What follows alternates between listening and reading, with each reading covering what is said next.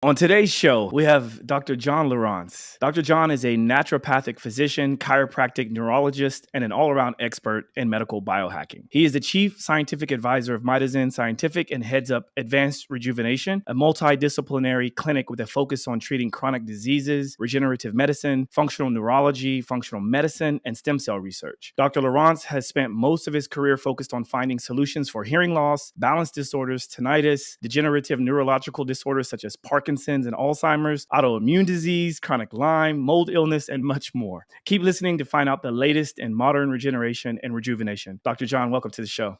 Welcome to Simply Walk the Talk. Our bodies and minds adapt to what we do most of the time. If you want to change your body and mind, you must change what it is you do most of the time. This podcast explores all things health, wellness, fitness, lifestyle, and biohacking. Stay tuned as we explore various thoughts, methods, and experiences from a multitude of conversations between our interesting guests and experts through many fields of work. Sit back, relax, and enjoy the show. Simply walk the talk.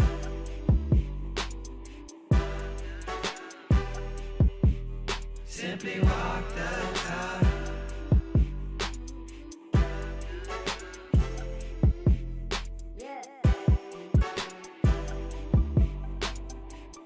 Wow, Josh, thank you for that intro, and I'm really excited to be here on your show. Yeah, man. Thank you again. I should say again. I know for the audience, this is going to be the first time that Dr. John has been on the show. We recorded a podcast several months back, and there was some clerical and mishaps with technology. That's how it happens sometimes. And funny enough, we recorded an entire amazing podcast. I believe I was in London, I think, and we realized after it was recorded that there was no audio. So it would have been just a bunch of this and no words. And of course, that would have been a shame because Dr. John, he is a wealth of knowledge. And so I'm happy to have him back. Thanks for your time. And since that time we recorded, I've been keeping up with a lot of the things you're doing. You're doing some really cool stuff. So before we dive into all the cool stuff that you're doing and the things you have expertise in, let's just quickly go over your background so people want to keep listening and want to know why you're here. Yeah, well, I think that, the biohacking movement is really just a name that I think came up at some point, and it makes the tree hugger, the granola eating, hippie sound cool, right? My parents were always really very much kind of in the hippie, not so much with the psychedelics as much as it's like natural eating. So much so that I remember my mom would make things that like she put, bee pollen in my pancakes, and it was like terrible. Mom, like, this is, what did you put in my pancakes? And she'd keep on trying to sneak different things in my diet, and so I grew up with that, more open-minded, I think, to more, natural, holistic types of endeavors, but also on a military base. And so I grew up actually with some pretty significant toxicity on Camp Lejeune, and you might be hearing a lot of attorneys trying to advertise to people that were on that base. And so I was actually in utero my entire in utero period, 2 years. Entire utero. And then my first 2 years of life on that base, basically with that really toxic water and just some of the most toxic chemicals known to man. A lot of babies were stillborn. In fact, there's like a whole cemetery with babies. And so I feel like I was lucky to have survived that. And my family in general, there's a lot of health issues that we've had to overcome. My dad has cancer. My mom has a lot of arthritis, and I had a lot of energy issues and allergies and sensitivities, and I had asthma really bad as a child. I was hospitalized more times than I can count. But I had exposure to the medical system, and the medical system saved my life. And I have a deep respect for modern medicine and medical. And so it kind of gave me a unique perspective where I was really open to both and exploring both as potential options within a practice of both chiropractic and naturopathic medicine. Um, and so where that really showed up initially for me was within the first year or two of practicing as a chiropractor. I became very injured in my back, and it was a technique of regenerative injection therapy done to my lower back that was just so dramatic. I saw that bringing the medical and the natural kind of chiropractic together made the most sense, because there was some really cutting edge treatments that were beginning, in the late 90s with regenerative injection therapy that eventually moved its way where we started to use platelet rich plasma and stem cell therapy, and eventually high definition ultrasound, where we can literally go in and heal these different rotator cuff tears, and we can do epidurals instead of with steroids. We can do it with stem cells and rejuvenate the nerve versus just temporarily dampening some inflammation. But the evolution within orthopedics within my practice, we've really enjoyed for the last, I want to say, 25 years. But then there's the neurological part that really opened up with me with utilizing a technique using endonasal balloon manipulations, and starting to see that I could do physical treatments on people and have these dramatic changes in things like Parkinson's and Alzheimer's and movement disorders, where people had different dystonias or tremors, people with vestibular disorders and inner ear disorders, not able to breathe, TMJ, a lot of these things that a lot of ENTs and neurologists would see, I would literally be able to do just a few treatments on and resolve them. And so that kind of propelled me into a deeper study into neurology, where I studied functional neurology and eventually became a chiropractic neurologist. But I feel like, we as a profession within naturopathic and chiropractic, we're really way early on in the biohacking movement. And I think we've got a lot of experience in it, and that just the word is a shift, I think, for people to maybe look at it as a technology versus, maybe sometimes it's boring to think about ancestral living and like living off the land, and some of the things that historically are looked at as like tree huggers or granola hippie type of things become sexy, right? All of a sudden it becomes sexy. Yeah. Well, what I find fascinating with your story and many of the other experts in the field and people that I would particularly like to have on the show, a lot of the times we get to where we are based on something that happened to us, right? And I think that's what shapes most of our lives, most of our careers and things like that. But I do find it interesting that as a chiropractor, you are also dealing with back pain, trying to help others, which is kind of paradoxical, Mm-hmm. I'm sure you're fortunate to have gone through that, because it's what got you to where you are today.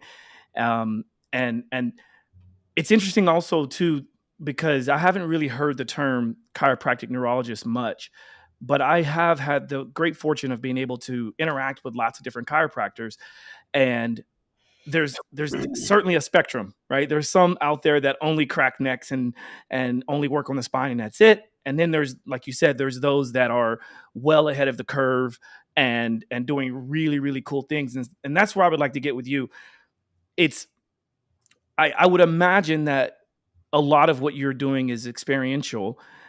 What would you say to someone that feels like they don't need to go to a chiropractor, or they have to have PhD or MD behind their name before they can really start trusting the person that they're working with? Is there anything you can offer that would maybe get people to kind of loosen their grip on their thoughts?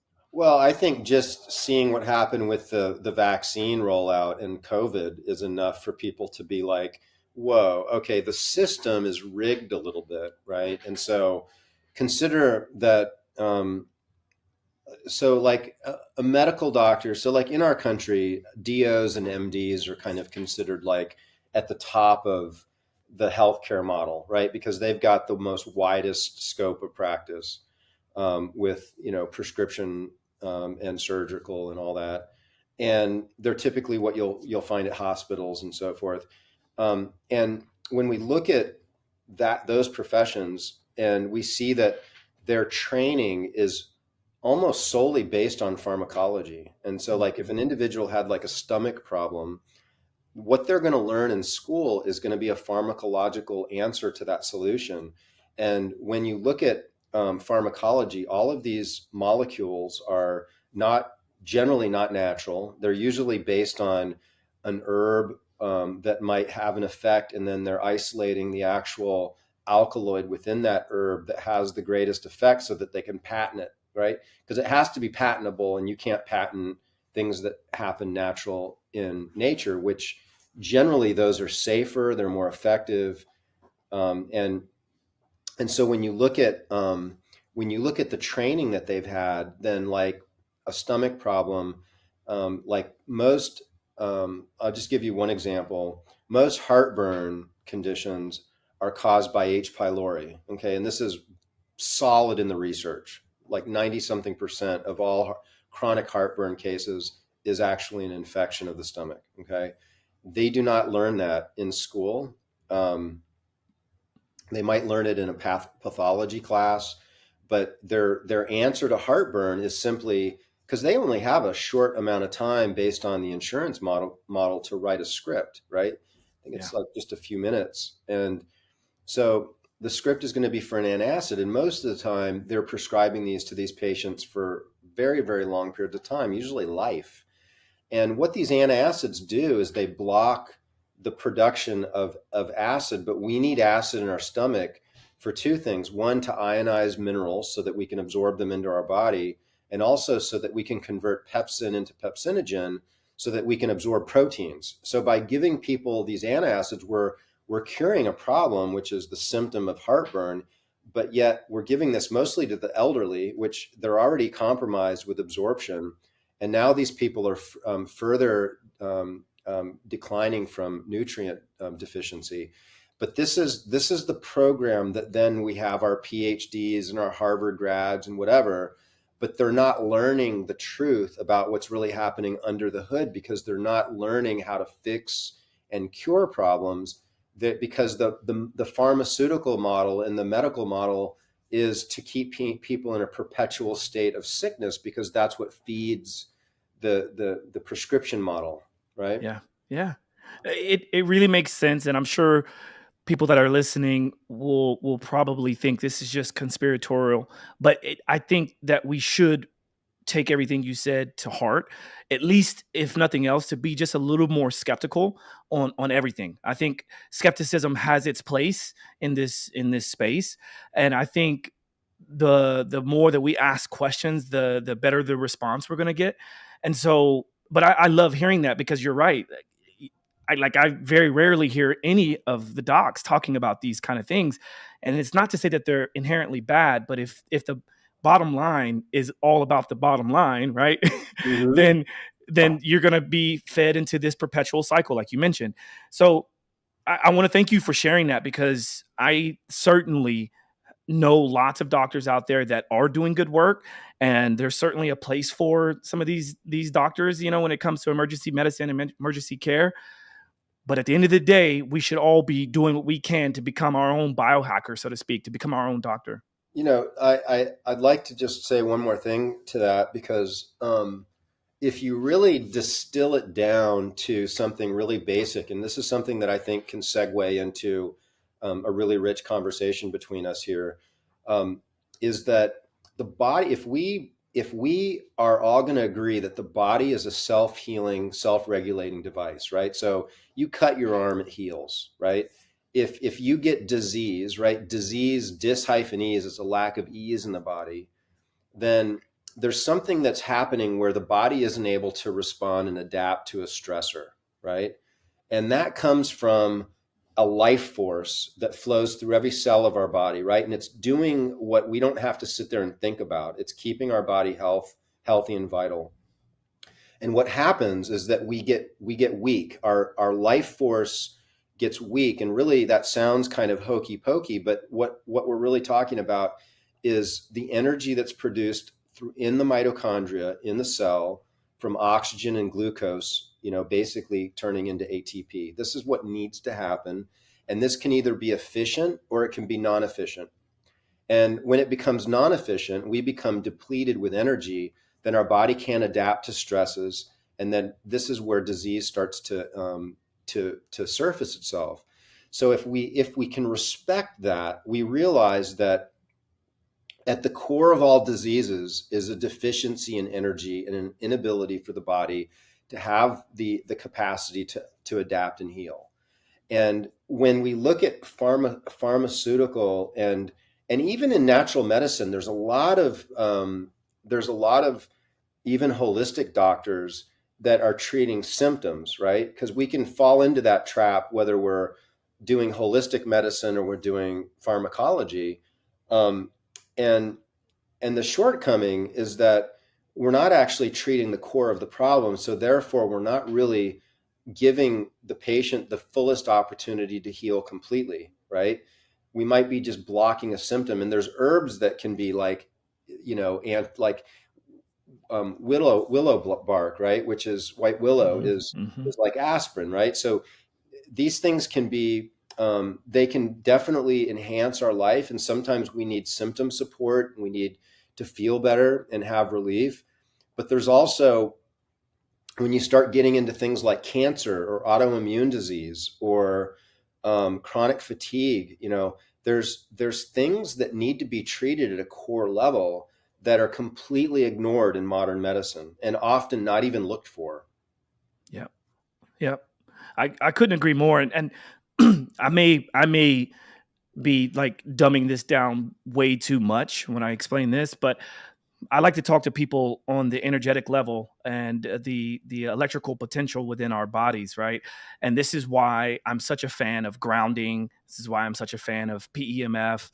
This is why I'm such a fan of photobiomodulation. All of these things deal with the body and the cells on a cellular level.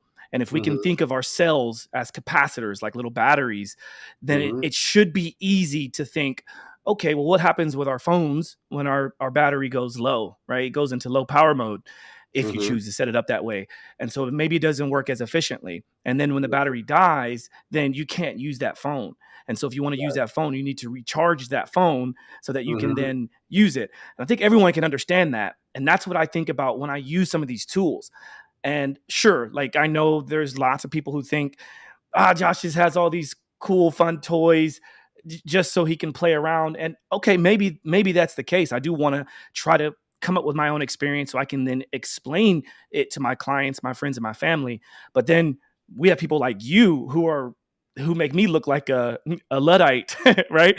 Or you've got lots of tools, you've got lots of things that you use to help the body. And that's why I think this is why I love our relationship. I love being able to talk with someone on this level.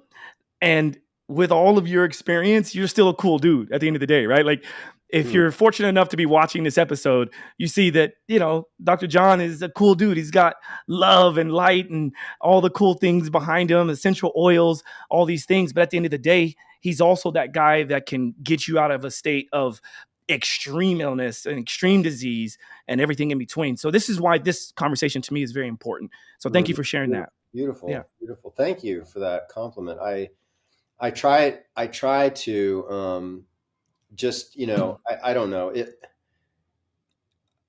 A lot of this stuff doesn't really go to my head so much. I think some people, like yourself, I mean, you've had such an opportunity to treat a lot of celebrities. And, I think some people that they get a bit of an ego associated with that. And I've had the luxury of working with some pretty high profile people as well. And a lot of success with Ozone and, been a successful clinician for almost 30 years. But, at the end of the day, man, it's all about it's all about relationships, you know, Yeah. and if you're elevated above other people, you're not able to talk, you know, equally with people, you know, you're really putting a barrier between you and other people. And it's not a healthy, happy way to live, you know? And Well at the end said. of the day, we're all just people, right? I mean, some Yeah. people might be achieving more in life than others, and that's okay. I mean, we all have our own mission, you know, and we're here for a certain purpose, and that purpose is going to be different between all of us. Well said. Yeah. And again, thank you for sharing that. So I want to, because, you've touched on the fact that you've been a successful clinician for 30 years. You've got a lot of things going for you. And if a person just looks you up, you see that you are rocking and rolling. You're doing really well for yourself. So I'm happy for you. I know that you recently just came out with a new book. And so I would love to talk about that. And then just to make sure that all the listeners and viewers know what we're going to be talking about after all of this, we're going to be touching on several of the products that I like to use from Dr. John's company, MitoZen, and Mm. and just go through all the fun stuff. But let's talk about this book. So it's called Methylene Blue, the Magic Bullet. Mm-hmm. And Gordon has it up on the screen right now. It's Yeah. available on Amazon. So everybody go out there and get it. We'll make sure to link to it in the show notes. But Yeah. let's talk about this. What is methylene blue? Well, it's really a fascinating molecule. I was able to like learn about it, you know, over a decade ago. And when I first learned about it, I really didn't really buy into it. I thought it was a little bit kind of like far-fetched, you know, it's a dye and you're going to take it internally. And I had a colleague that his father had Alzheimer's, and they were doing IVs of the methylene blue. And I remember I would sit there and watch his father get these IVs, and I looked at the bag, and the bag was just a little pale blue. And now we're doing intravenous methylene blue now, and I realized like they were just using like just a few milligrams, because in the early days, you know, we didn't really know how much we could use, the safety. There wasn't a lot of studies. And then Francisco Gonzalez Lima,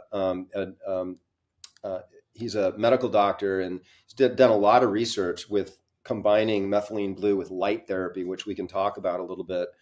And so people like that have come out and kind of paved the way so that we are a little bit more understanding about what the dosages can be, and that's much higher than just a few milligrams. But it was a molecule that was discovered in the late 1800s, and they found that it was the cure for malaria, and it really changed the world, because we're talking about a time where the Western world was really kind of taking over, and there was a lot of battles being fought in jungles and so forth, and malaria was like the biggest issue for you know, the Westerners going in and they're getting malaria, and there wasn't really an answer for that. And then they discovered that methylene blue, and the way that they did it's really fascinating, because the guy wanted to start studying all these different molecules, and so he had to stain the malaria. It's actually a parasite that carries the malaria. Had to stain it so that he could observe the organism when he would add these other substances. But as soon as he added the dye, he realized he had his cure. And it's still, Wow. I would argue, we actually had a patient, we had a few patients that got malaria and traveled to our clinic. They were out of the country, and a lot of them got sick. And then one came back to the United States and was like tested positive for malaria. I was actually with Pavel in Colorado, and it was somebody that worked for him. And he's like, "Hey, can I get this person to your clinic right away?" And it was the weekend. I had my staff come in on a Sunday, and we ran what's called our Luma Blue protocol, where we use silver and methylene blue, and then we use intravenous light. Because even like, Wow. so blood banks, the way blood banks work to purify their blood is they put a little bit of methylene blue with the blood, and then they irradiate it with near and infrared light. And so anybody that's gotten a blood transfusion has actually gotten a little bit of methylene blue. And that's the standard of care. And it's been like that for a long time, because there's very few things that can have such a powerful impact on our health, yet not harm us, right? So we look at like antibiotics, which just because, big pharma and the training that they've done with the doctors, and here we want somebody that would be better off going to a medical doctor versus, we have medical doctors here associated with our practice, so it's not really an issue, but we're alternative, right? So somebody that would be really hardcore saying, hey, I would rather take that route, they would find themselves with antibiotics that would obliterate their microbiome. Like let's say if they got malaria, right? Versus if they were to be treated with this protocol that we use, there's no negative impact to the microbiome, and it leaves the body more charged up, because methylene blue does something to activate our mitochondria and up it by 30%, which is one of the ways that it works. Because when we get an infection and we get disease, one of the main things that happens is the inflammation associated with that condition shuts down our life force. It shuts down our ability to convert energy from oxygen and glucose. And so then our immune system is sluggish, and the infection just slowly starts to kind of take over us. So anybody that's been sick, at first your body is like kind of fighting it a little bit, and then you just all of a sudden can really start to go down. That's when that inflammatory response really starts to shut down life force. So I am curious because I've heard this before about how old the methylene blue molecule is, or like how long ago it was discovered. And this is the first time I'm even asking this, but I've always wondered, like, what was the method of delivery back then? Because I can't imagine people putting methylene blue troches in their mouth or doing IVs. Do you know what the method of delivery was? Well, it's been methylene blue as an IV is something that's mandatory for every hospital to carry. And so if anybody found them the way, and as early that they were able to do IVs, they've been using methylene blue as an IV. However, methylene blue absorbs very well through the stomach. And so I don't really like capsules so much. That's why Mitozen puts it in a bar, which is in a cocoa butter kind of suspension, because we want that to like be completely absorbed in the stomach. We don't want it to get into the small intestines, and we definitely don't want it in the large intestines. Now, we do make a methylene blue suppository, and there may be clinical use for that. However, it wouldn't be something that we would recommend anybody take it on a chronic situation, because methylene blue does have an antimicrobial effect. And there's been some interesting studies where they've looked at the impact methylene blue has to the microbiome. And they found that it actually suppresses a lot of the bad bacteria, and it doesn't suppress all of the good bacteria, but some of the strains it does. So we want to probably look at minimizing the impact into especially the large intestine. So taking it sublingual, there's sublingual options, has been some of the experts have come out and said that, there's really not enough milligrams. You can't really absorb enough through a troche in the mouth, right? And plus, people don't really want their teeth stained and blue. So you can take these bars, throw it in the back of your throat, and then drink some water, and then it absorbs really, really well through the stomach. And the only downside there, which it is far better than, like, 'cause I don't mind taking the troches, like, and having a blue mouth, just because I'm a little quirky and people kind of expect that. But ever since I've heard you speak about the benefits of the gut and the fact that the gut can absorb it based on the delivery mechanism you use, I started doing that, and it was a lot easier.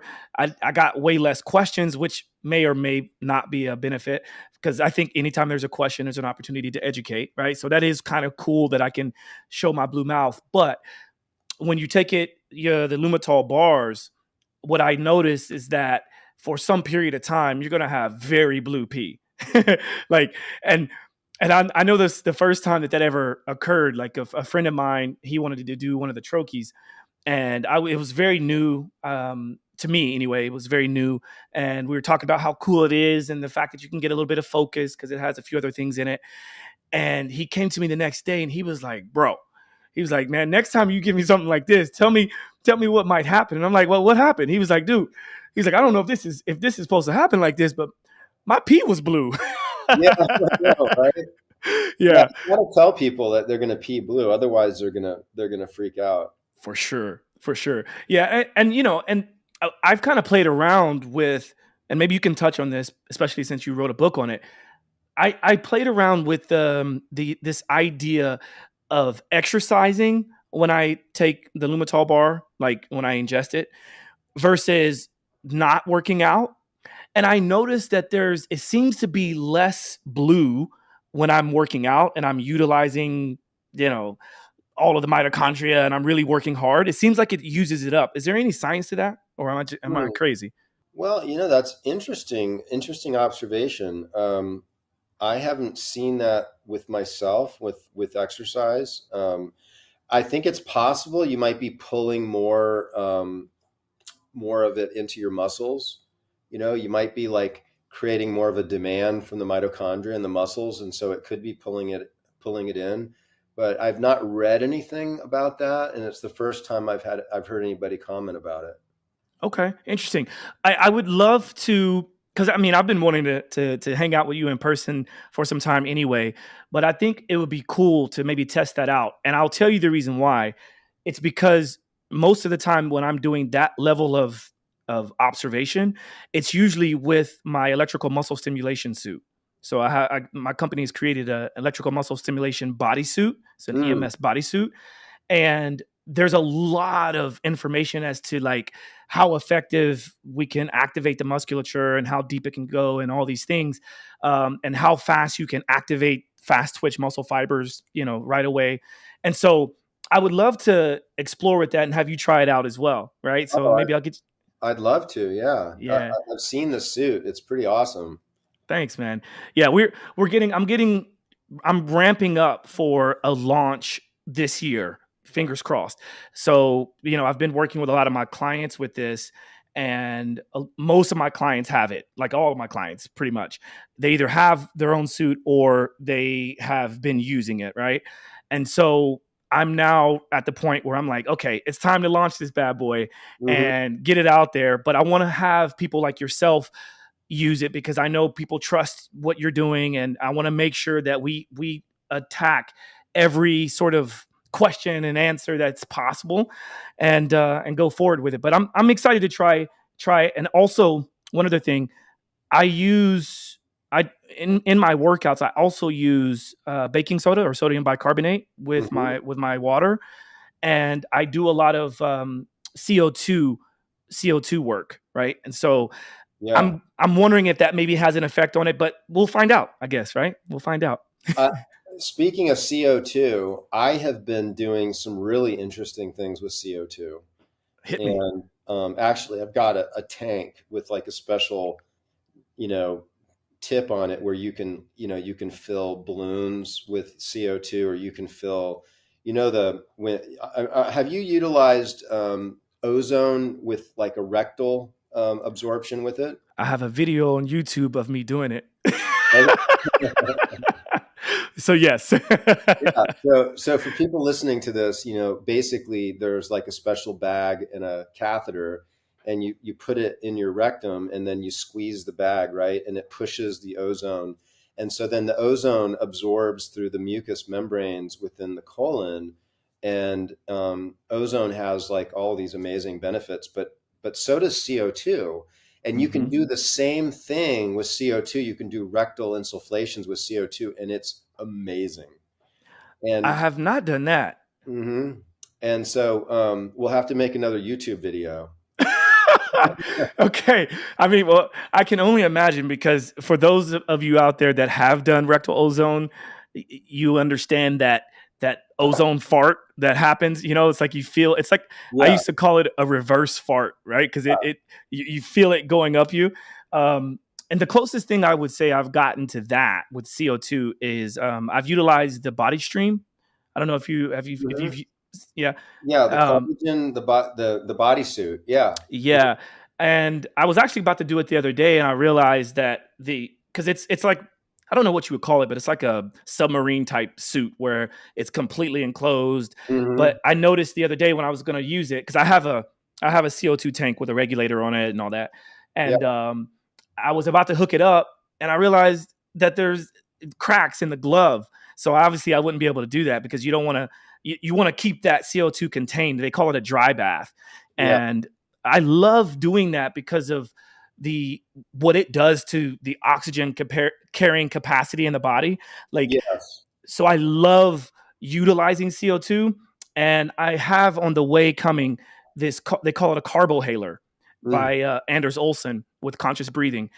And this carbohaler, I'll do some videos on it, but basically it allows you to breathe in, bless you. It Yeah. allows you to breathe in a mixture of CO2 and O2. Yeah. And it's I did it. It's almost like It's pretty intense, it's right? very intense. Oh yeah. Yeah, it's very intense. But what we noticed, because he's done some like anecdotal research on it, what he's noticed is that his endurance and his muscular capacity is greatly enhanced, Yes. which is really cool. And I think a lot of us know that we can do that with breath work and things like that. But it's also cool to have something a little bit easier in the biohacking space. Yeah. Well, Yeah. so a couple of points as far as rectal CO2.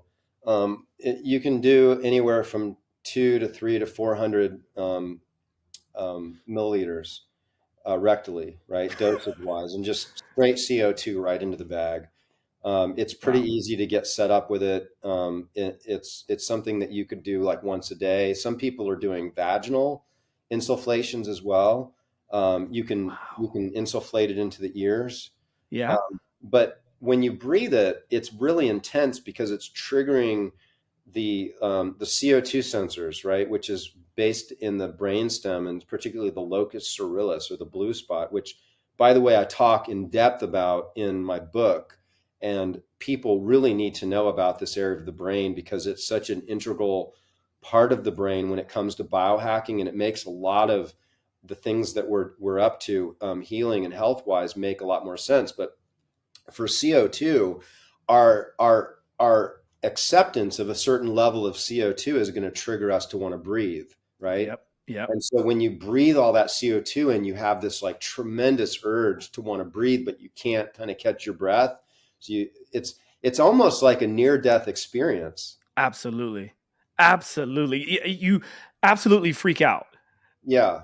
And even if you know it's coming, it's hard to, because it's within our nature, right? It's in our DNA, Yeah. and it's hard to, anyway. But go ahead, continue. Yeah. So with the rectal part, you don't really have that same gassy feeling. For some reason, it just Mm. absorbs really, really well. It doesn't come out. You don't really feel gassy. Like sometimes with ozone, you kind of feel a little uncomfortable. So it's really it's much more well tolerated. And what the CO2 is doing is it's allowing us to release oxygen from heme. And we have this kind of system in our body where if we run low in oxygen, we get more efficient with the oxygen we have by releasing more of it from heme. And that's all regulated through CO2. Because the more we're breathing off CO2, the lower our CO2 is. The less we're breathing, then it's kind of the opposite. So it's like this kind of safety net that we have in our system where we can improve our oxygen delivery. So doing CO2 enhances and finesses this whole oxygen delivery system. And I found at the gym, I just don't get fatigued. I mean, I can just go until the muscle really hurts and I don't feel that kind of oxygen fatigue. Like there's a certain level of fatigue where you're just kind of tired, of like doing the reps. And then there's another one where you're like, you took that muscle to the very end and you're like, okay, I'm Yep. on to the next one. Right. And I feel like I can really get to that consistently after I do rectal CO2, usually when it's done every day. And it's like, after I've been doing it for 2 or 3 days in a row, like I feel like I just get into that zone. Yeah, there is a term that a lot of people know about called the CO2 tolerance, and usually that is done by doing breath work and just how long can you go without oxygen, right? But then I like to describe it as in this other manner, which is how much of that CO2 can you take in when you're breathing. And that's why the carbohaler is pretty cool, because you can directly measure it, right? It's very quantifiable in the moment. And then of course you can see that it's a lot easier to go longer. I think we get less lactate buildup, and I think there's so many benefits to it. And why not? It's easy. It's relatively inexpensive, right? So I mean, obviously at ozone machines and things like that, the initial buy is quite expensive. But if you consider having it for the rest of your life or your entire family, why not? Right. Yeah. Same thing with carbon dioxide. And then you can also fill up a balloon. And what I do is I fill up a balloon, like a third, and then I just blow, to fill it up all the way. So it's not just because breathing straight CO2 is gnarly, right? But it's a no-go. Dilute it by, 60% or something like that. You can allow the air to come out at a controlled force through the balloon as well, and take like a partial breath and then breathe the rest. And so you can kind of modify it. But, I would say that for the average person, maybe they would be better off getting a device that could be more precise. Maybe for a more advanced kind of biohacking type of person, they might be able to venture out and experiment with some of these things, but just be careful, be in a safe place, don't be, standing somewhere where you can fall and hit your head. And other than that, I think it's a pretty safe thing to experiment with. Yeah. Thanks for the disclaimer, because you're probably right. There's probably going to be people out there just going willy-nilly because they heard it, some guy talk about it on a show. But there are some powerful effects from it. And when I was talking with Anders Olsen about his carbohaler device, it's basically that, like the regulated, you can go from like 1% carbon dioxide, I think, all the way up to 8%, I believe. Mm-hmm. And it's really cool. It's digital. You can see kind of how it's working.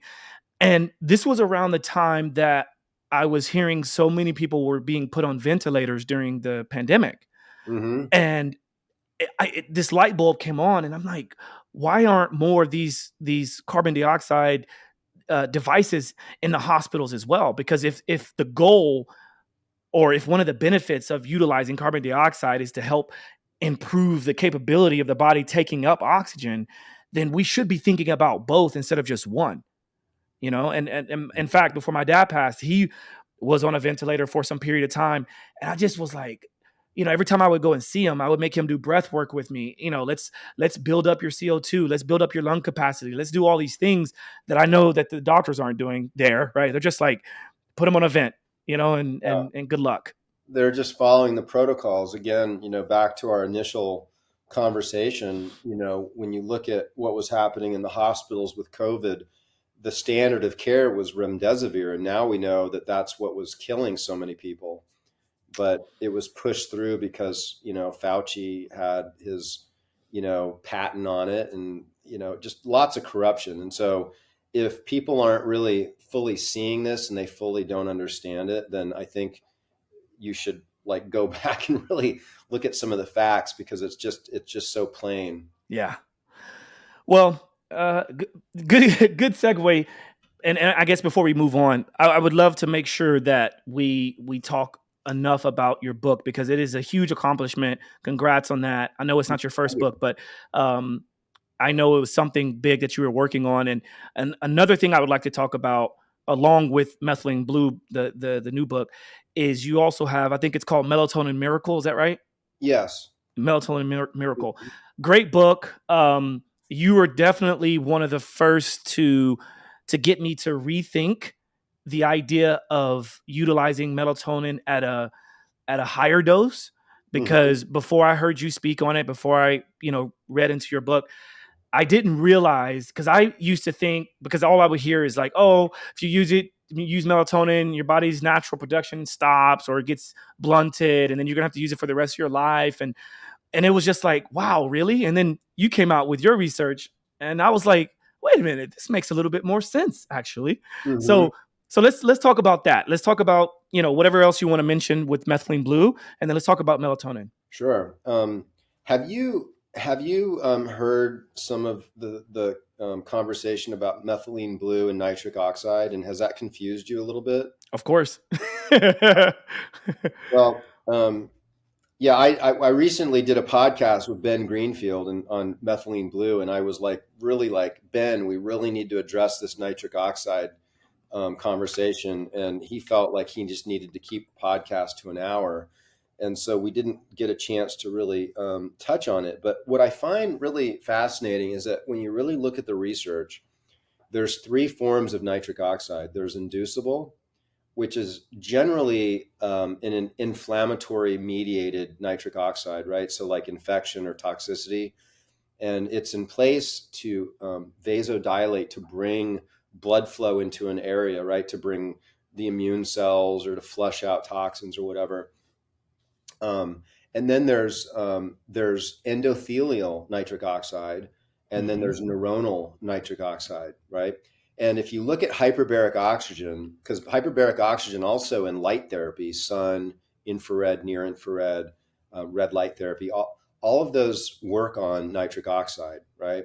Mm-hmm. But what's really interesting is when you look at hyperbaric oxygen and red light, they primarily work on the endothelial and the neuronal nitric oxide, and not so much on the inducible, right?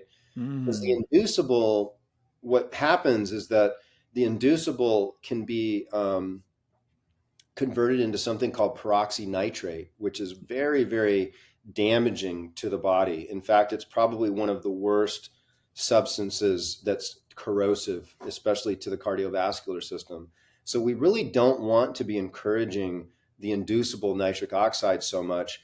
But what's happening is a lot of people have a lot of this inducible nitric oxide in their system because they have chronic infection or they have chronic toxicity.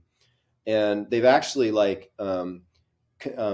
determined that this is a direct cause of depression, where they can raise nitric oxide and people get depressed, and then they lower it and they find that the depression goes away. And this is one of the mechanisms that methylene blue works on, because it specifically targets lowering the inducible nitric oxide, and it actually doesn't have an effect on the endothelial or the neuronal. If anything, it helps support them. So it's like you look at, you're like throwing the bath water out with the baby, or the baby out with the bath water, when you just basically say, I can't take methylene blue because it's going to lower nitric oxide.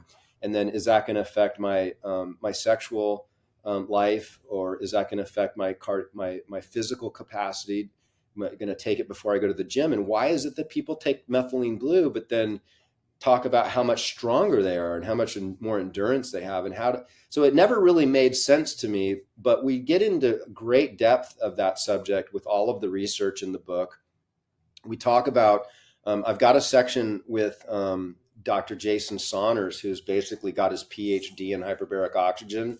And we really talk about this protocol we call MITO Red Blue O2, which is where we're utilizing methylene blue and other photosensitizers along with hyperbaric oxygen and red light therapy. And we talk about the science, and we talk about how people can get set up for this and start doing this at home. And this is a more expensive home setup, because, you're talking about, a sauna or some red light panels, and hyperbaric oxygen chambers are probably going to be, $20,000 to $25,000. So ultimately, you're looking at about 30 grand. But I can tell you this, I've had my hyperbaric oxygen chamber for a long time. I want to say 15 years, and it's still working great.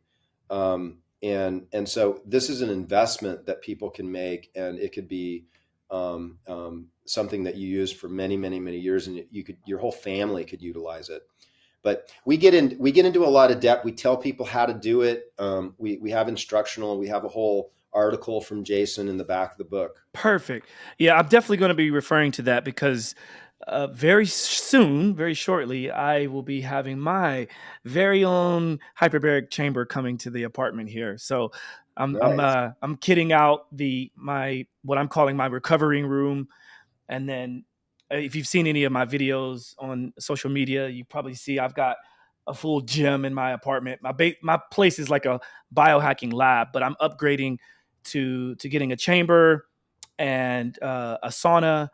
And a lot of the times, because I don't want anyone thinking that I've just got money coming out of my pockets like that, but a lot of times I'm able to leverage some of the relationships I have with some of the clients or some of the companies I'm doing work for. And so, like you, I'm doing a lot of testing. And when I've done hyperbaric in the past, I've always utilized either some sort of like blue-green algae, some kind of photosynthesizer, methylene blue, red light panels, going in and out of the sauna. And so what I plan on doing is a lot more documentation of like the hot, cold contrast therapy, along with HBOT, along with, all the other photosynthesizers. So it's going to get fun. Let's just say that. Yeah. Well, I tell you, like I'm excited about this for a lot of people, because when I started introducing the three together, I really was like blown away at how much more energy and focus and how much just generally happier I was. My neurotransmitters were better. Like I felt excited and motivated and strong in the gym. And so, it really boils down to introducing this into a morning routine. I think if people can wake up a little earlier, what I do is I wake up and I roll right into my hyperbaric chamber, and I actually sleep my last hour in there, right? So I'll set my alarm for an hour earlier than what I want to wake up. And sometimes it's kind of hard, because you're like, I don't really want to get out of bed. The alarm, you're hitting snooze. But usually, I'm excited. I crawl into the hyperbaric chamber. When I get in there, I feel really cozy, and then it compresses. I clear my ears, and then I'm out. And next thing I do, I wake up an hour later, and then what I'll do is I'll go to the beach. And I'll do breath work at the beach, and I'll watch the sun come up. And then I come home and I get into I like the sauna space because it's fast. You sweat really quick and it's really intense, near infrared. And of course, I've got my methylene blue on board while I'm going through all those steps. And I think that's something that most people can do. I don't think that that's something totally impossible. You might have to go to sleep a little bit earlier, right, to make time in the morning before you go to work. So you're giving up a little bit of that movie time, at night, right? Yeah. Yeah. Well, listen, like you said, we both touched on this. It's about having an investment in your life, in your health, and truly understanding what that means.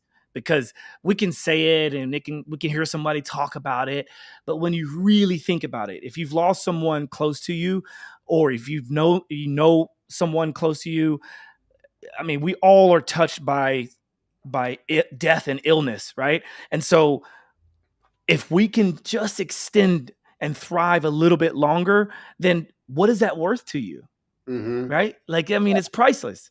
So, well, there's lifespan, but then there's like how making your life more functional and happy, right? All the quality of life, right? Like what's more important than that? Absolutely. Mean, you can have all the money. I've got a number of friends that are billionaires or multi-billionaires, and that's not what makes them happy, for sure. I mean, they do some really cool things, but like I said earlier, I think at the end of the day, it's all about relationships. It's like you've got the journey. Life is about the journey, not the destination. But then you really look at like, okay, well, is it about who the company that you're keeping during that journey is really, I think, what makes life worth living. Beautiful. So, okay, I feel like we've not exhausted, but we've touched enough on the methylene blue book. I will encourage everyone to go out and grab a copy, and hopefully we do like a catch up on it. But if you have the time, because I know time is of the essence, I would love for you to talk about melatonin for a bit, and then any of the other cool, fun products that you have out right now. Okay. So, I actually have I've got a product we're going to launch pretty soon that might be available by the time this podcast is released, and it's an energy cognition product called SATORAI, and I need to send you some samples of this, because it's got all these Ayurvedic herbs that enhance circulation to the brain, along with alpha GCP, which is, I don't know if you've tried that or not, but it's really good for memory. That elevates acetylcholine. But the main ingredient is something called paraxanthine. Have you heard of paraxanthine? Yeah, I know that one. Have you tried it? Yeah, it was a while back, and I don't think I gave it a full go. But if you're talking about it, I'm with it. Yeah. Well, there's 3 components to caffeine, and paraxanthine's the main one that gives you a lot of the concentration, the focus, and the mental clarity. But it doesn't have all the jitteriness, and you can actually, if you wanted to go to sleep, you could go to sleep. So it doesn't keep you up as much, like with the full spectrum of caffeine. So basically, it's like it's like an isolate from caffeine, and I found it to be one of the best energy boosting substances. So we're kind of like putting all these things together, and it's going to be in a bar.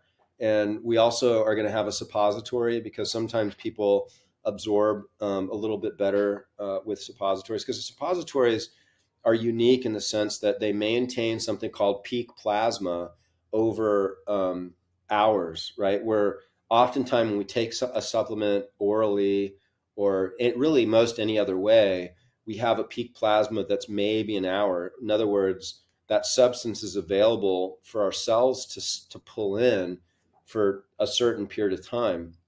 They call that peak plasma. So the longer the peak plasma, the more opportunity our cells have to absorb these different substances. And that's where suppositories or our bullets really make a big difference. And then there's some substances that you just can't absorb orally, because the gastric juices, as well as the enzymes and first pass to the liver, right? All these things are there to metabolize and absorb nutrients, but they break them down. And there's a lot of nutrients that are too fragile to make that journey, which, like NAD is a big one, right? Glutathione, right. Melatonin, they've done studies showing that only 2.5% of the melatonin will actually absorb into the system. So when you do a rectal delivery, first of all, the first time I ever was exposed to this, I was actually really sick with mold and Lyme disease, so I was desperate. And when someone suggested that I start utilizing a glutathione suppository, I was like, okay. Normally I would have been like, no way, exit only, blah, blah, blah. But what I discovered, it was so easy, like it took seconds. It was there. I didn't even know it was there. And it was really no big deal. And what I found was that it really moved the needle on how I felt. And so now I'm healthy. I'm not dealing with Lyme. I'm not dealing with mold. Overall, I feel, I'm going to be 54 next month, actually. Wow. At the end of this month. And I feel like I'm in my 30s, and a lot of people, will say I look much younger than I am. Definitely. And I still take a lot of these products and different suppositories, because it really moves the needle, and it allows me to function at such a higher level before I get fatigued, right? Before the stresses accumulate, where then I'm like, okay, I need to rest. I don't have the energy for this.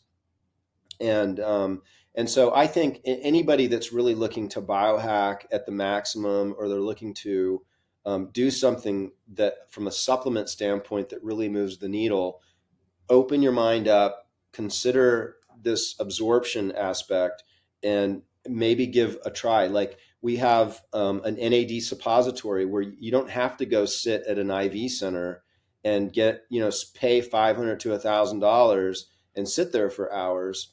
The IVs are a bit uncomfortable as well.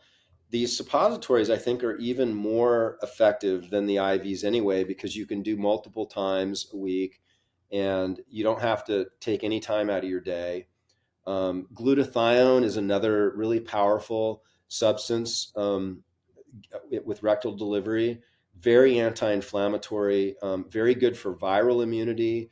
It's very good to detoxify heavy metals because it grabs, glutathione grabs around different molecules and it chaperones them out of the body, different toxins. It's one of our main detox pathways. Is a healthy liver produces glutathione, and the glutathione kind of helps to protect us. And it's also one of the sleep promoting substances, and that's why we like to combine it with our melatonin bullet. And so that that also is not very well absorbed melatonin. So we use higher doses of melatonin. Initially, you had asked me to speak a little bit about melatonin, and we could do a whole show on melatonin, really. And I've done a lot of entire shows on it. People can find if they search.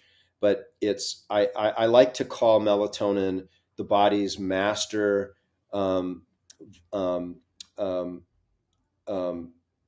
support as far as buffering stress, right? So it's a protection molecule, right? And it does that because it sits in every mitochondria. It's literally right where we make energy. It's like we have an engine, it's making energy, and melatonin's right there. And it comes in play when we have enough stress where things need to be kind of like calmed down a little bit so that the engine doesn't overheat.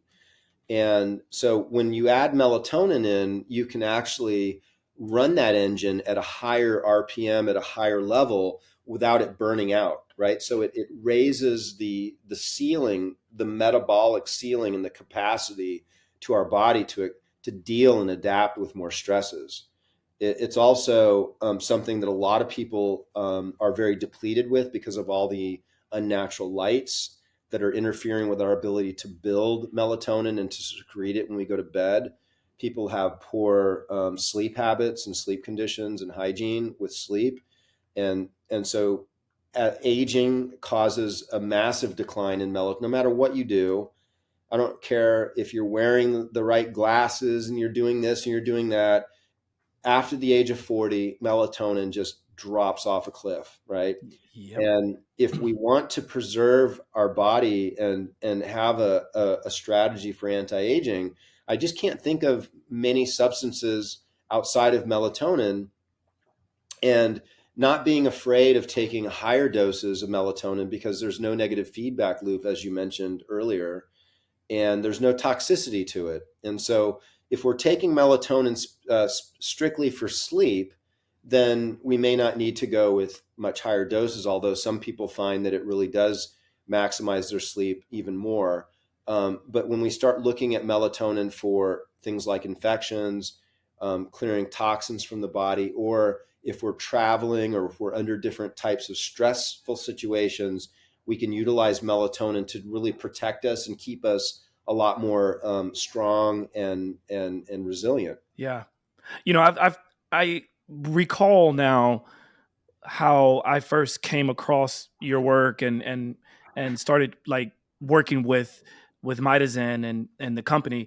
It's because of the glutastat product. And so this was in the midst of the pandemic, and I wanted a solution for nebulized glutathione. So that's when I started to get the glutastat product, which is great. And then I think sometime after that, I discovered, I wanted to try the Biohackers travel kit, and you had the Sandman in there, I believe, the Sandman bullet. Does that have glutathione in it as well? It does a little bit. The thing that I love about, so I know Gordon showed on the screen, he showed the bullets, all the different suppositories that you offer. And I have to touch on the fact that, like you mentioned, once you get over it, like the first couple of times you do it, you realize how easy it is. And then when you understand how effective it is, I think more people should be considering suppositories. And suppositories is great, anally, for men, but for women as well, they can also do it vaginally. Yeah. Right. And so I think that's also like a really cool thing for some, like for females, especially, like consider these different options, these different methods of delivery. Right. And I think it's really, really interesting. So there's plenty on the site to check out. Like I said, I've done the Sandman. I have not tried the methylene blue bullet though. Mm. So, but I might have that on hold in case there's something serious that comes about. Hopefully not. But when you Yeah. mentioned like being careful with the gut bacteria and or the large intestine, it made me think, okay, it's worth mentioning. Yeah. Well, like I said, it absorbs so well through the stomach that there's very few, like when you look at the peak plasma, like you might look at doing a methylene blue suppository in the sense if you're wanting to like really elevate that methylene blue in the blood. And this, I think, might make more sense if somebody was really dealing with like an infection. Mm-hmm. And they were utilizing some light therapy and so forth. But Yeah. But even in those situations, like the oral is really fine. It works really well. Perfect. Okay, so we've touched on methylene blue, we've touched on melatonin, and we've certainly dived in on CO2. So that was great. Mm-hmm. Let's talk about some of the other things that you're doing, because if someone, and we'll obviously list to your social media, because I think everyone should go and check this guy out. Like it's very fun to just kind of be a fly on the wall with all things MitoZen and Dr. John Lieurance.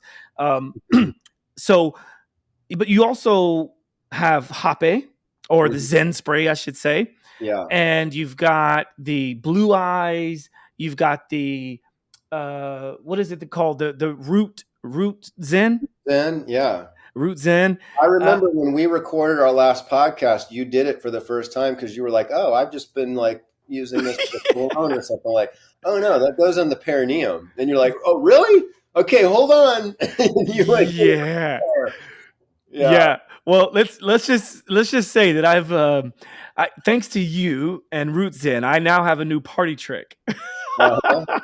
It's fun to take the parties, right? And this, you like, absolutely. It's interesting, like, the people that go for it, like, they're like people that you really want to hang out with and they trust you. Bingo. And some people are a little bit stiff. Oh, well, no, okay, no, I'll do it later or whatever, right? But then you got some people that are fun and they'll just go ahead and do that Root Zen right then and there. And then they'll be like, oh, yeah, that's really good because it has this like grounding effect. And like when you're in a social situation, Root Zen actually is kind of nice, whether you go to the bathroom and apply it or if you get really quick. Like I've gotten myself to be very efficient where I can even do it like at the dinner table and you wouldn't even know it. So, okay, because this is such a great conversation, I think we should at least explain what this is. And for those who don't know what the perineum is, and let's also talk about the differences between men and women and the size and the space and being careful.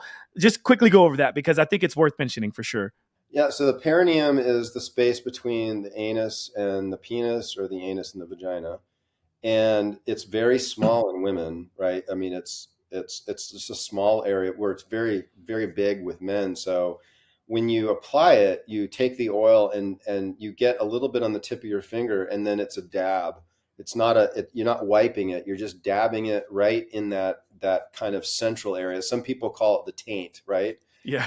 Okay, because it taint this and it taint that, right? Right. But women need to be a little bit more like surgical about it, where they place it, because if it gets in the wrong place, it gets, it's a bit uncomfortable. When you get it right where it needs to go, it's the opposite. Like it's very cooling. There's a lot of cooling herbs and oils in there, and it activates acupuncture points. And I also sometimes I like to do the Root Zen right on the sides of the nose because it just totally opens up the sinuses and the nasal passage. You can also, another place I really like to put it on is stomach 36. You know where that is? Stomach 36? Okay. Well, there's this saying in Chinese medicine, like they say, don't trust a man unless he's got a scar over the stomach 36, because these people are always putting needles because supporting the stomach is a big part of life force, right? And when we have a strong stomach, we're digesting food very powerfully. And this is kind of like, you go back to our conversation about stomach acid blockers and the standard of care there. And then you go to like Eastern medicine and the importance of strong stomach acid and our ability to really break food down and how hearty and vital that makes an individual. That's a really interesting conversation. So anyway, stomach 36 is, so on the video, it's like right on the side of the knee, like right there. Oh, I thought you were going to go to your stomach. I thought you were going to show those abs. Yeah, later. Okay, so it's kind of, for those who aren't watching, it's kind of like the top of the shin or the top of the anterior tip. Outer, right, outer. And you could probably Google stomach 36, and there's probably all kinds of stuff on Google Images and so forth. But yeah, that's a good spot to inject B12 as well.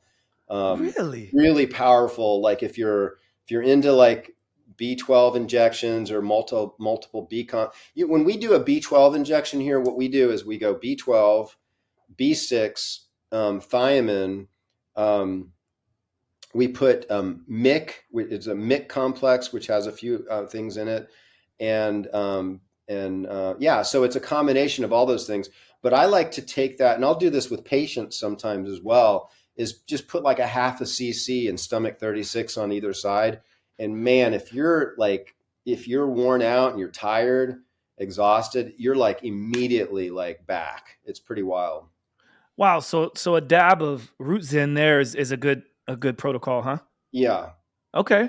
All right. Well, I'll try that, because I will say I love how you pointed out the fact that like you know who you're dealing with based on if they're willing to do a dab of root zen in the perineum, on the perineum.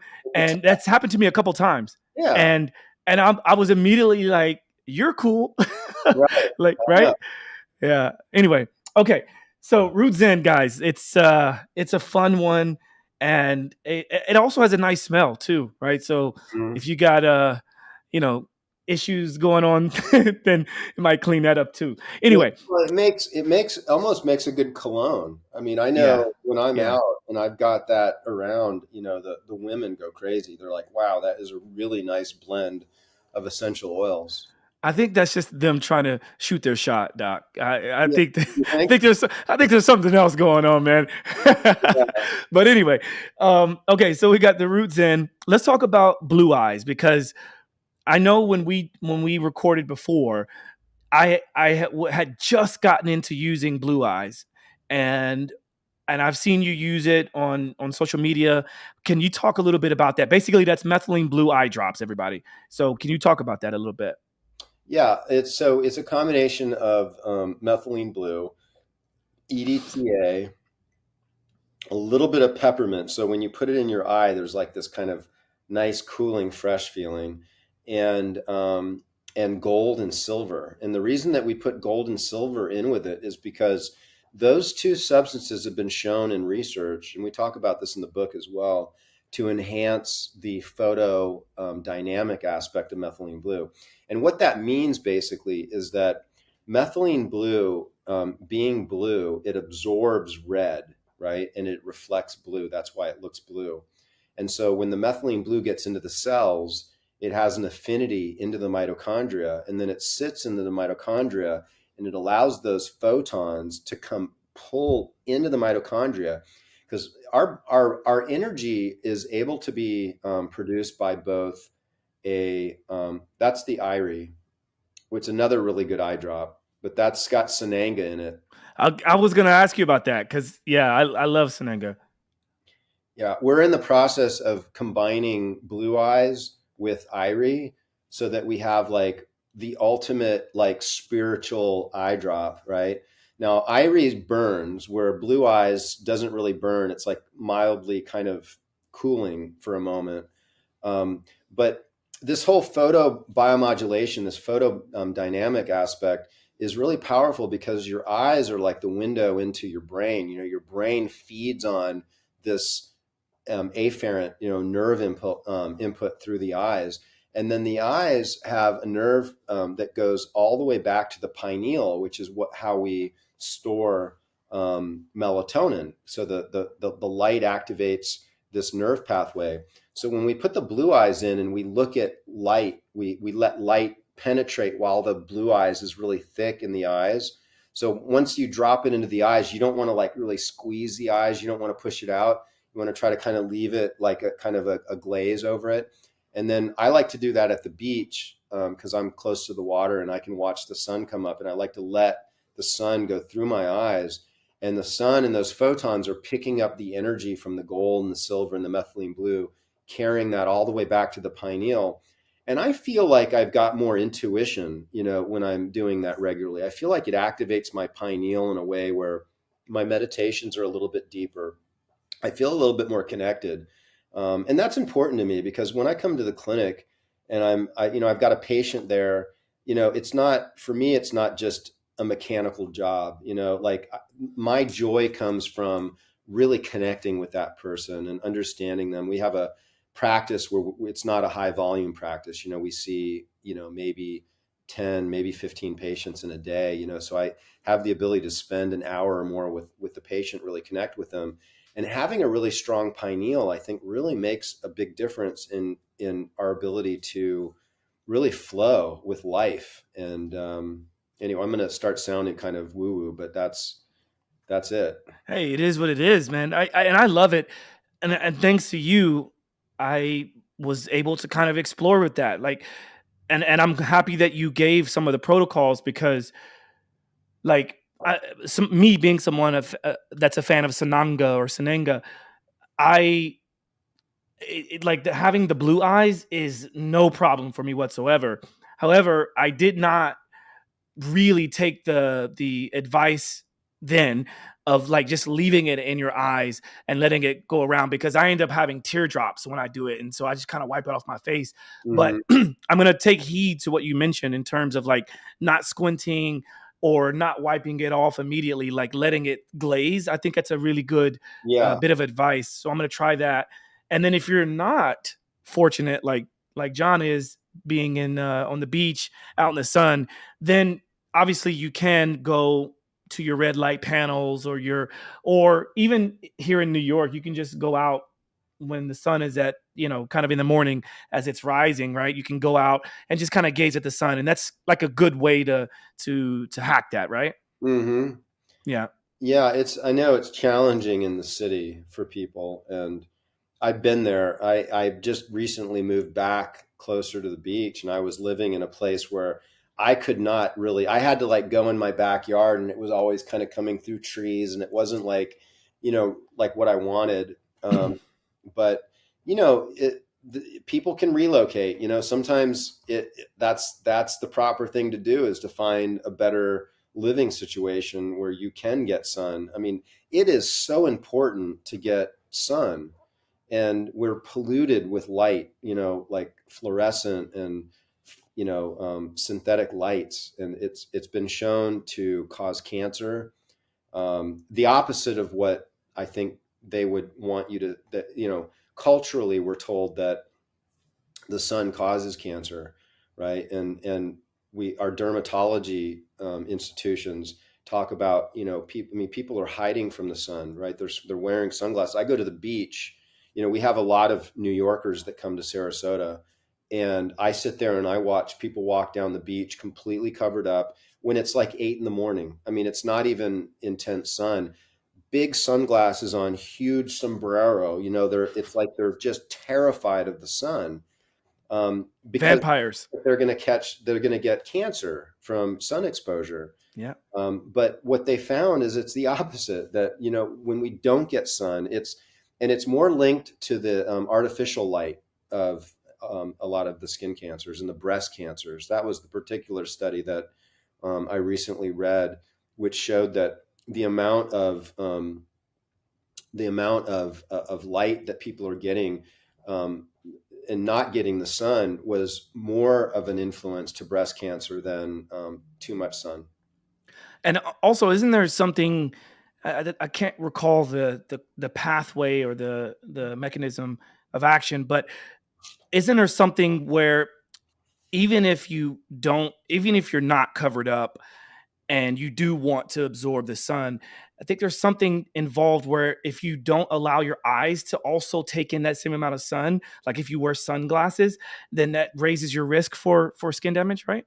Yeah. And also we have to think about windows, right? And how much of the ultraviolet is blocked through our windows in our cars. Yeah.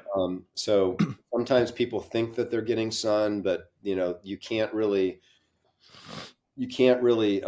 you need to get out into like, nature. You need with no barriers where the sun's actually hitting in as much skin as you can expose. Some of the big experts with photobiomodulation and sun, talk about just going into your backyard naked, no clothes, and just bathe in the sun. Oh yeah. Well, there was that big movement of what was it? The perineum tanning or whatever it was. I mean, I know there was like a bunch of like videos and photos of people with their legs up, butt naked, pointing to the sun. But I mean, hey, however you got to get it, right? Yeah. All right. So we got we talked about the hop aid or the Zen spray a little bit. We talked about blue eyes, Irie. We talked about melatonin, of course, methylene blue. The root Zen. By the way, are you using the Zen with your breath work? Yeah. Yeah. How does that? Tell me your protocol. So, yeah, good. Okay, good question. So, it wasn't until you and I connected directly, and then I showed you a video of me inhaling it, like when I would spray the Zen spray. I do not do that, right? I just let it sit in my nose. Once I've cleared it all out and there is no risk of me like getting a big whiff of it, that's when I then go into my breath work. So, and then I've also been experimenting with YAGE. I'm not sure if you're familiar with that. And I've been also kind of, I don't like to say playing with it, but I've been experimenting with utilizing both of those and then those substances individually as well. And it's been interesting, it's been interesting. Have you tried doing the Zen after the breaths as well? Like, so I noticed that I did a video with Ben Greenfield, and we put it in the Dot Club. We probably ought to touch on that too, because a lot of people, if they're interested in finding some of these products, they need to know that much of those products are not available to the public. That's right. They're only available to club members. And so mitozen.club, $10 lifetime membership fee. And that allows us to do a little bit more education because it's membership based. And we're also able to provide a lot of these products are not, they're kind of in line with more prescription in the sense that they're very powerful, so we want to make sure that we're educating people on how to use them. People listening to podcasts like this, it's really important. It's not your average supplement line as people might be kind of starting to pick up. But back to this point. So and when you come to town, you and we need to go to the beach and we need to do a breathwork session and we'll record it. Yep. Put that in our library because I'm putting breathwork sessions with like all these amazing people, and we do it in a certain way. And oftentimes we're using things like Zen, but Ben did the Zen before we even started, just like you. I like to do the Zen after the series of breaths, right? So it's like if you're doing Wim Hof, you're breathing. And then that last breath, I inhale, spray, and then I exhale, hold my breath. And then oftentimes I'll like kind of blow my nose as well, so it doesn't drip back. And I find that bliss point that you get after all the breaths is accentuated. It's almost like I'm getting to this high point with the breath, and then it takes me even further with the Zen, where I feel just blissed out when I do it that way. I'm going to try that. I think I told myself or I observed that it was a lot easier for me to breathe, or like, even if I don't have any breathing problems when I go into breath work, I just find my nasal passage completely open when I do it at the beginning. Yeah. And so there's nicotine in the Zen, right? So it's a sacred tobacco that is basically makes it, but nicotinic receptors, we have them in our body, and these receptors can be very, very beneficial. They enhances mood, focus, concentration. It doesn't generally make us too jittery, and so it can enhance our respiratory cycle a little bit and making breath work a little bit more graceful. Yeah, I would attest to that for sure. So then, and yes, I'm going to take you up on that offer on coming down there, because I can just imagine the amount of content we can get. I just had this visual of us going out to a group of people and being like, hey, you want to try some root zen? Oh, I know. You know? Josh, have you done stem cells? Have you done like any stem cell, like systemically, like in an IV? Like, have you gone to Panama or Mexico, or you done any of these like more elaborate? I am on the books to do that next month, the middle of next month. Okay. Where at? Tijuana. Okay. All right. Yeah. So I would like to tell you, like, and you're already going, that's fine. You have to let me know how that goes. Well, maybe not. Maybe not. Maybe not. Hey, let's talk. Yeah. So placenta stem cells. So most companies, what they're using is they're using either stem cells from something called Wharton's jelly, yep, or they're taking it from the cord blood, you know, or like placental based, right? And these are very, very powerful stem cells. You know, they're very young. They have a strong affinity to stimulate a regenerative effect in the body. The one downside to them is that they're very fragile. And once they're injected either into a joint or if they're done IV, they only last for just hours. And so when you understand like how stem cells work, is there's something called an exosome, and people that might be looking at stem cells, they might be hearing the word exosome, and exosomes can be harnessed by themselves and used as an injection. And stem cells, what they do is when they're activated, they are going to home in on an injury. In other words, if you break a bone or injure yourself, or you have liver issues or something like that, there's going to be a triggering mechanism that's going to tell the stem cells to migrate to that body part, and they have a stickiness to them, and they adhese next to where that damage is, and then they start to bud off all of these exosomes, and the exosomes shower your existing cells and tissues to tell them to go into a youthful growth repair phase, right? And that's how stem cells work. It's not as much as what we thought before, where these cells are then multiplying and differentiating into like various lineages. Because if you think about it, you're not going to have a stem cell from somebody else start to duplicate and become your own cells.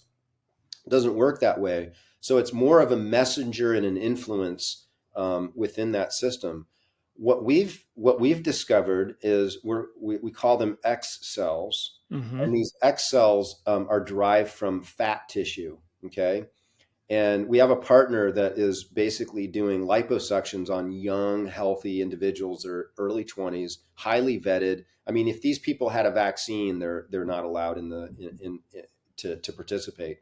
And so he has a system where he's able to take the stem cells out of the fat. And these stem cells are a certain type of stem cell that they call adipose-derived stem cells. And they've started to really do some deep studies on these adipose-derived stem cells. And what they found is they literally survive weeks.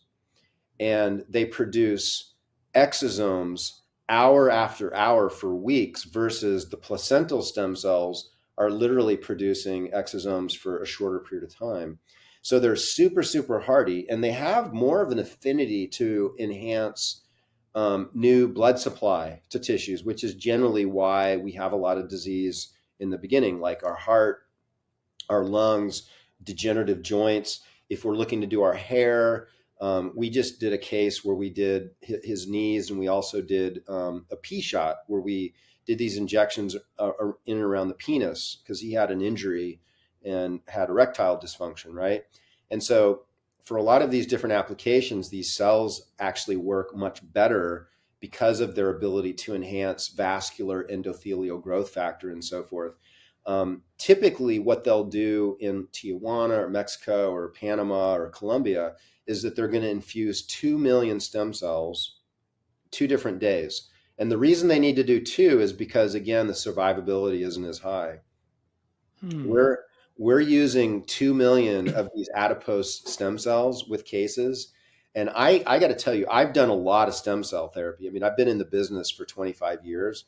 I've tried a lot of different IVs, and this XCell 2 million IV has been something that has moved the needle on me and my patients more than anything else I've seen. And then the application neurologically, right? So there's a way to administer these cells that go primarily into the brain through what's called an intrathecal injection, which is basically through like the lower lumbar spine that goes right in the cerebral spinal fluid. Or there's another technique where you can give them IV mannitol, which is a type of sugar that breaks down the blood-brain barrier, where you can get it into the brain. And some of the results we're seeing with stroke and different degenerative neurologic disorders and traumatic brain injuries is just nothing less than a miracle. So because I have heard a lot of this, right? So I know the different types of stem cells. I've been with various clients who've gotten stem cells, so I've seen it. I've seen the adipose-derived situation, because I always kind of thought like, oh, if anybody is going to get stem cells, they may as well do the adipose-derived ones, because you're going to get a free liposuction in the meantime. Uh-huh. And so I've always kind of understood some of this, but it's hard for me to wrap my head around the IV portion of it. How is it that, or what are the benefits? Is it, when you're doing an IV, I understand that it's supposed to be systemic, but is it also something in which you would follow that up with a joint injection as well? Or is it purely systemic IV?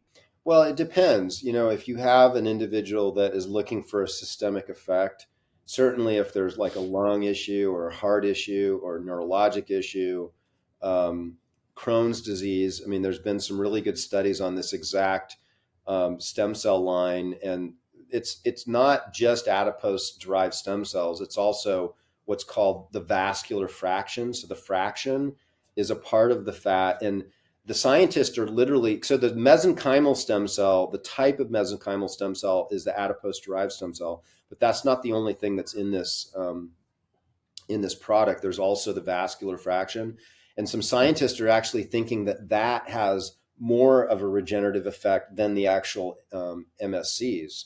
So I almost look at it like, you know, the argument with like, you're going to get vitamin C, you know, you're going to have better utilization of vitamin C from an orange versus taking it synthetically in an isolation situation, where it's more of like this whole food type of preparation.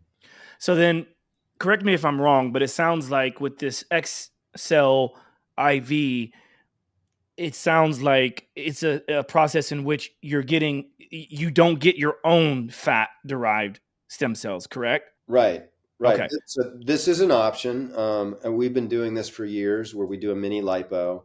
The deal is that this partner of ours is doing a system where he's not stressing these cells out. So his yield of stem cell per fat is just incredible. And then he immediately freezes it to a very, very low.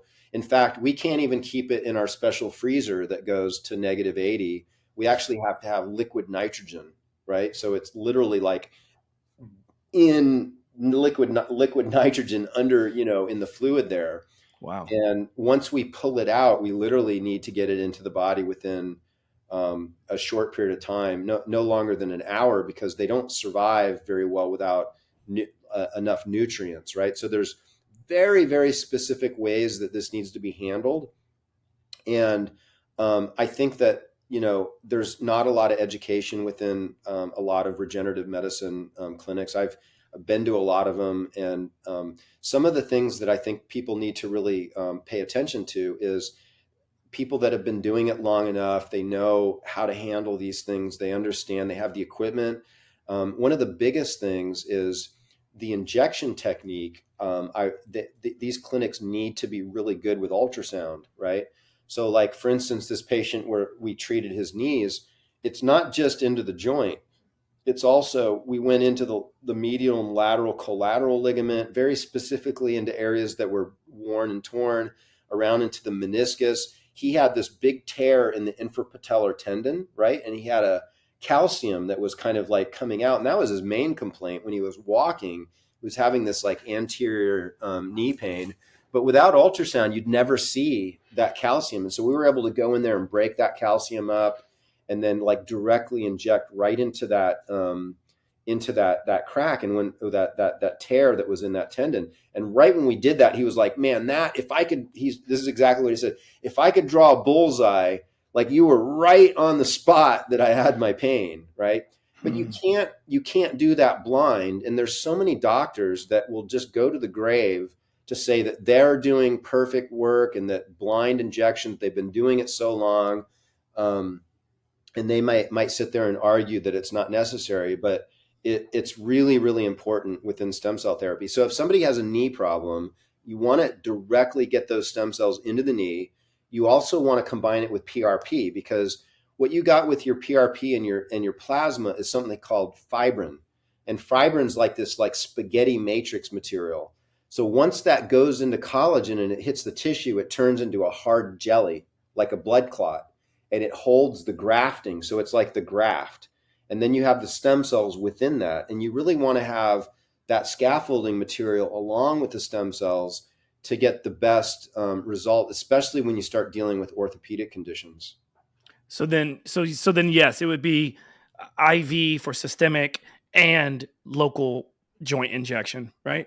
Right. Yeah. If you have a rotator cuff, if you've got spinal issues, if you've got pain or damage within your musculoskeletal system, you really want to directly inject those. That would be number one. The IV might be somebody that is either looking to do like it in a biohacking type of situation, for longevity or for enhancing their hormones or for like just enhancing their overall health and vitality. Or it might be an individual that has a disease process, whether it's neurologically or it's an organ dysfunction or an autoimmune disease. These cells are really, really powerful for autoimmune conditions. Beautiful. Okay. Because, it is interesting. Like that was part of the reason why I was curious in doing it, was more or less from the like longevity perspective and sort of the biohacking perspective. And again, like I have a lot of opportunities to do some cool things, but I definitely think we should talk offline because, it might be another good reason to be able to pop down to Sarasota and, we could document it. Document it, have you come down, do it. I want to do the P shot too. Million. You want to do a P shot? Yep. Why not? The Superman shot. Yeah, man. Yeah, because, I've dabbled into a lot of these things, and I know like there's a lot of facilities that are using like the medical wave or shockwave therapy to kind of help the stem cell production. And then I also understand that there's a bit of downtime when you inject a joint. I mean, I'm sure it differs for each person. Mm-hmm.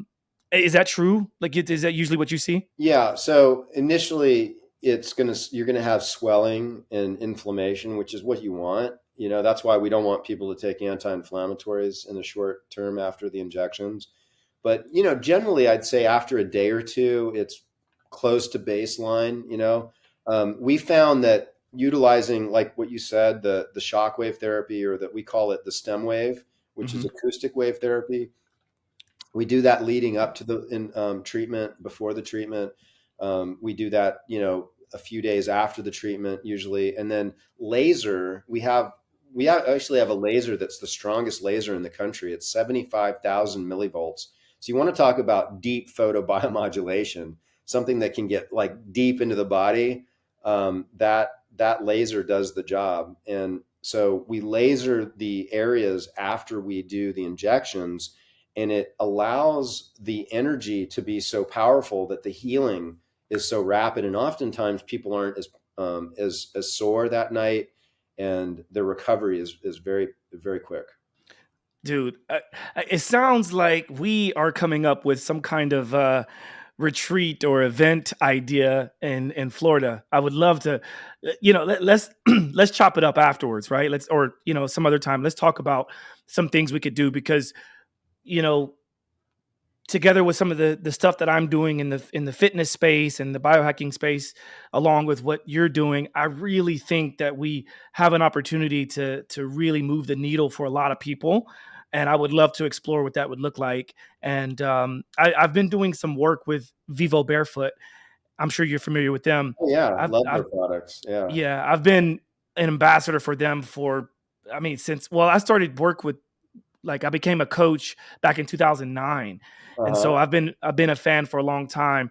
And now I'm in a position to be able to start kind of curating some events and just to bring awareness to the world of barefoot, not necessarily just the shoes, but this whole lifestyle of barefoot. And I feel like you have the perfect setup and the space for it. So we should talk. We have the event center as well. So we can hold about 50 people in the event center. I'm not sure if you've seen that, but I'll take some pictures of it and I'll text them to you. Perfect. Yeah, I love it. That's kind of my mission. I love to teach and I love to share and I love to be in person. You know, I mean, for me, doing things on Zoom and distance stuff, it's like, okay, that's fine.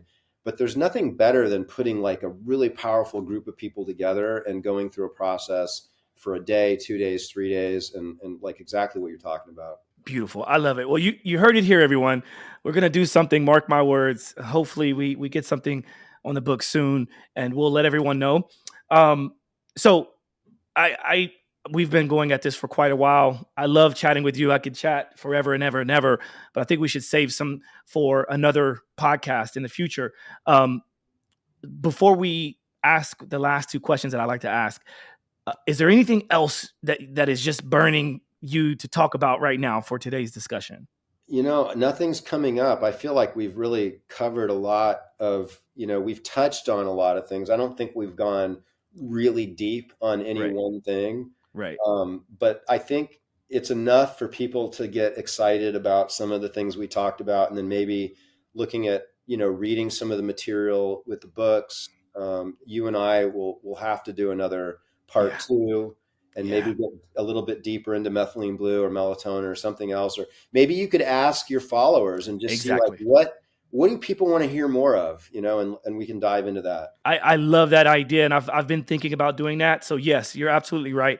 I'm going to reach out to the community, see what they would like to know more about, what they want to dive into. And then of course, as we get together and we start doing some content, I'm sure more questions will come up and more things. And I definitely want to try this new product, the Satori you're talking about. Yeah. Would love to try that.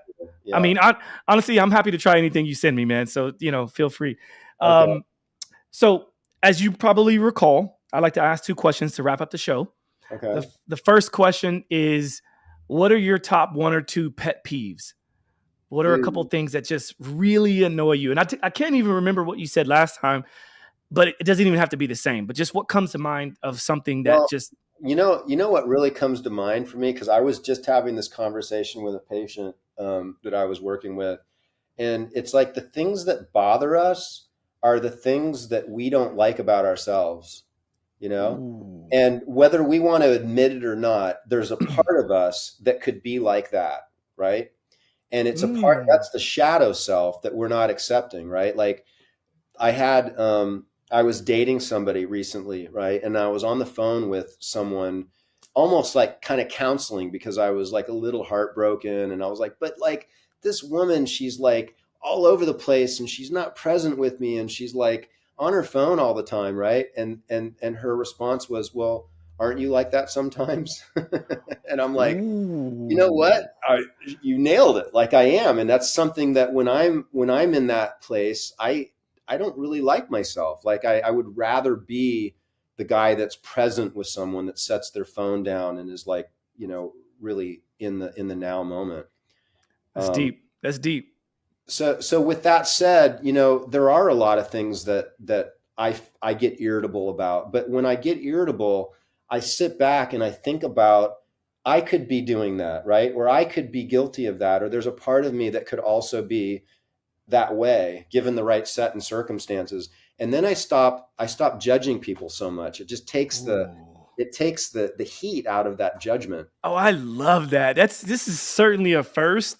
And I appreciate you saying that, man, because that gives me a little bit more patience. Mm-hmm. I mean, at least in this moment right now, I can think about all the things that I get peeved about. And I'm like, do I really need to be that peeved about it? Because at the end of the day, right, like we are all brothers and sisters, right? We're all one. And so if I'm getting upset or angry or irritated by someone in some action, I'm also getting, having this same kind of effect to myself. And it doesn't really do anybody any good. So, so thank you for that. Yeah. Last question. What is something you are most grateful for? I am so grateful for so much. I mean, right now, I am the most grateful for my staff and all of the beautiful beings that are part of my team. And, yesterday I had a little bit of a sinus infection, and you saw the ski trip I went on, right? I really overdid it. And I came back and I had like a little upper respiratory, and it seemed to kind of go away, but then it went into my sinuses over the weekend. So I came in, I'm like, ladies, I told my nurse, I need to do an IV, right? And I'm sitting there and I'm just being loved on by my nurse practitioner. And it's just like, I'm here getting the best healthcare in the world. And it's like, I'm like 10 feet from my desk. So I'm super grateful for that. And I wish I could like give that to everybody, but it's just, I've just chosen a career that allows me to have that grace. But there's just very, very few people that, I've worked with in my career, because I've worked with people that irritated me quite a bit. But it's like, for some reason, I'm surrounded by all these people that are just amazing right now. And I'm super grateful for that. That's beautiful, man. That is beautiful. So shout out to the MULTI-DISCIPLINARY team and anyone that's involved. I mean, I've had some interaction with some of your team, and they've been nothing but the best, the greatest. So, shout out to them from me as well. Dr. John, this has been fun, man. And I really wholeheartedly want to thank you for your time, because I know your time is precious, like all of ours are.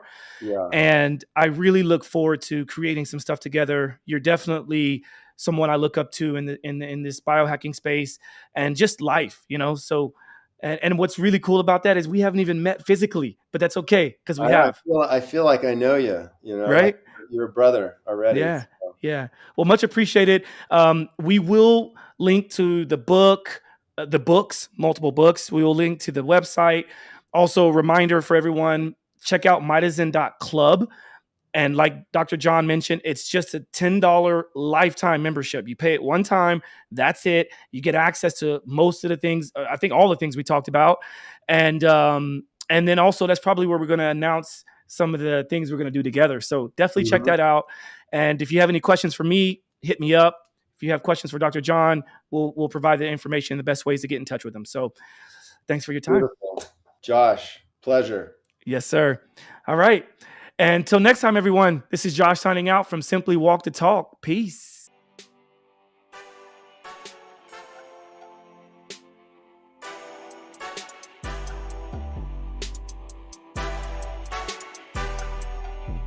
Simply walk the talk.